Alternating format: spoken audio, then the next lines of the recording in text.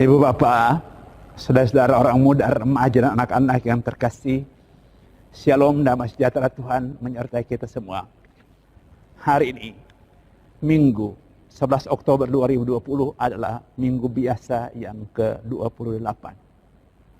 Mari kita siapkan hati kita untuk merenungkan firman Tuhan dari Injil Matius bab 22 ayat 1 sampai 14. Kita buka renungan ini dengan tanda salib. Dalam nama Bapa dan Putra dan Roh Kudus. Amin. Kita heningkan pikiran hati kita untuk mendengarkan dan merenungkan firman Tuhan dari Injil Matius bab 22 ayat 1 sampai 14. Sekali peristiwa, Yesus berbicara kepada para imam kepala dan tua-tua bangsa Yahudi dengan memakai perumpamaan, katanya, hal kerajaan surga itu seumpama seorang raja yang mengadakan perjamuan nikah untuk anaknya. Ia menyuruh hamba-hambanya memanggil orang-orang yang telah diundang ke perjamuan nikah itu. Tapi mereka tidak mau datang. Raja itu menyuruh pula hamba-hamba lain dengan pesan, katakanlah kepada para undangan, hidangan sudah kusediakan. Lembu-lembu jantan dan ternak piaraanku telah disembelih. Semuanya telah tersedia. Datanglah ke perjamuan nikah ini. Tetapi para undangan itu tidak mengindahkannya. Ada yang pergi ke ladangnya, ada yang pergi mengurus usahanya, dan yang lain menangkap hamba-hamba itu, menyiksa dan membunuhnya.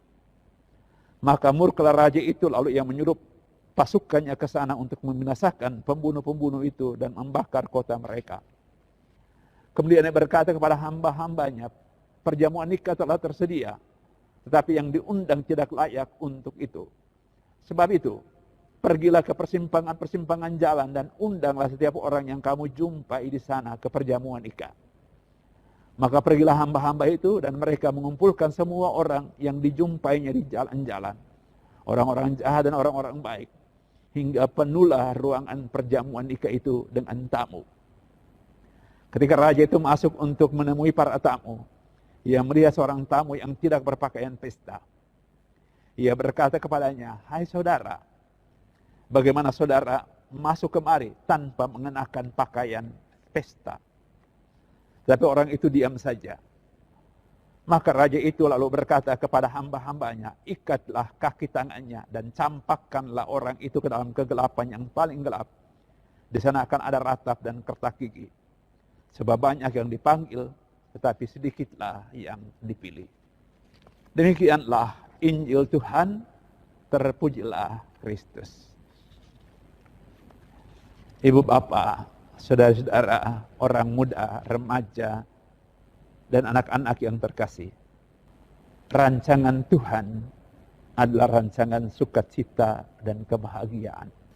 Dan Tuhan mengundang setiap orang, semua orang, untuk mengalami damai dan suasana persaudaraan bersamanya, yang dilambangkan dengan perjamuan nikah. Itu kehendak dan keinginan Tuhan. Dia menyuruh hamba-hambanya untuk mengajak orang untuk datang ke perjamuan nikah itu. Artinya dia mengundang semua saja untuk mengalami sukacita, damai, suasana persaudaraan bersamanya. Tapi keputusan akhir untuk datang atau tidak itu ada di hati manusia. Keputusan setiap orang. Bebas. Kita telah memutuskan untuk mengambil bagian dalam damai dan suasana persaudaraan Tuhan. Ketika kita menerima Yesus sebagai Tuhan. Ketika kita dibaptis. Itu berarti kita memenuhi undangan Tuhan untuk hidup dalam kesatuan dengan Dia. Mengalami damai, sukacita, suasana persaudaraan karena bersatu dengan Dia. Tapi saudara-saudara, orang muda, remaja, anak-anak, dan ibu bapak yang terkasih, Tuhan tidak mengajak kita, tidak mengundang kita untuk menjadi penikmat damai. Kita tidak diundang untuk kemudian menjadi orang-orang yang tinggal menerima semuanya. Sebab itu bukan pelaku firman Tuhan. Justru kita diundang untuk apa? Untuk menjaga dan memperjuangkan damai dan suasana persaudaraan itu bagi orang lain.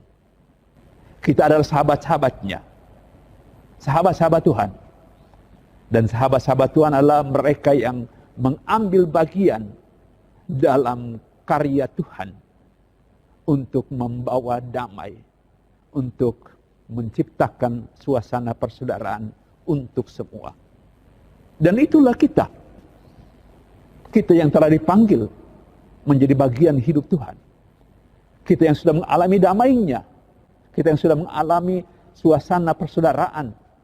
Kita diundang untuk menjadi orang-orang yang bekerja dengan giat untuk menghadirkan damai itu.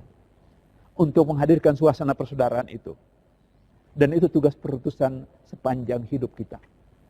Mari kita berdoa supaya dimanapun kita berada, kita meninggalkan semangat penikmat damai menuju orang yang bekerja keras untuk menghadirkan damai dan suasana persaudaraan bagi semua. Tuhan memberkati kita semua dalam nama Bapa dan Putra dan Roh Kudus. Amin.